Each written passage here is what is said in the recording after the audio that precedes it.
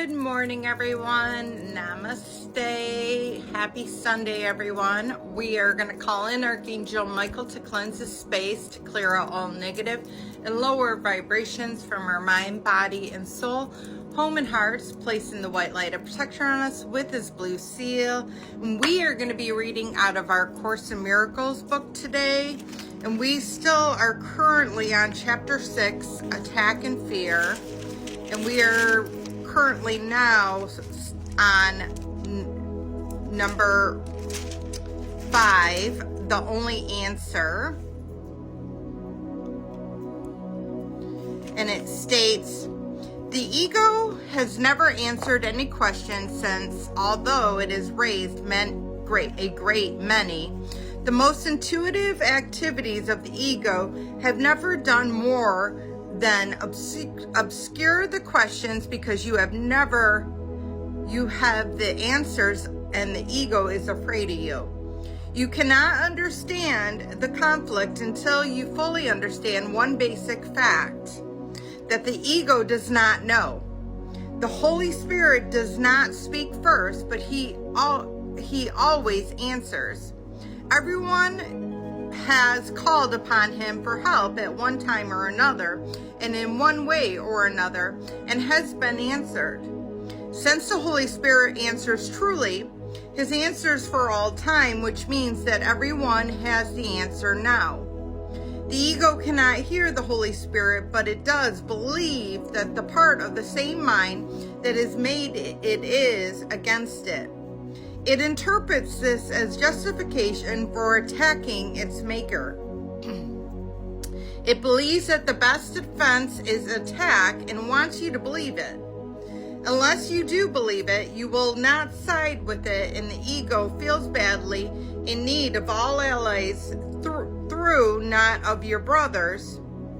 Perceiving something alien to itself in your mind, the ego turns to the body, not the mind, as it makes ally, because the body is not part of you. This makes the body the ego's friend. It is an alliance, frankly, based on separation. If you side with the alliance, you will be afraid because you are siding with an alliance of fear. The ego and the body conspire against your minds, and because the ego realizes that its enemy can end them both merely by knowing that they are not a part of him, they join in attack together. This perhaps is the strangest perception of all if you consider what it really involves. The ego, which is not real, attempts to persuade the mind, which is real, that the mind is its own learning device, and that the learning device is more real than it is.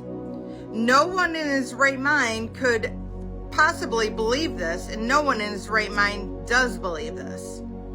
Hear then the one answer of the Holy Spirit to all the questions which the ego raises.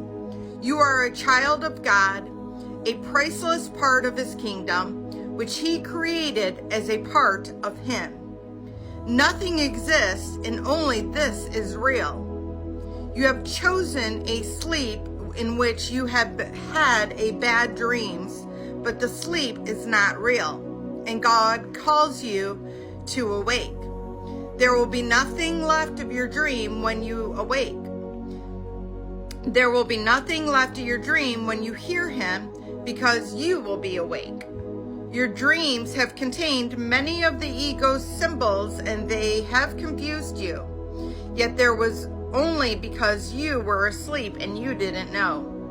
When you awake, you will see the truth around you, and in you will no longer believe in the dreams, because they will have no reality for you. So I'm going to leave it at that. It's absolutely beautiful. So heartwarming, and what a great, powerful way to start out your Sunday, being one with God. So I love you all. Have a blessed day. 444 on the timer. Have a blessed Sunday. Namaste.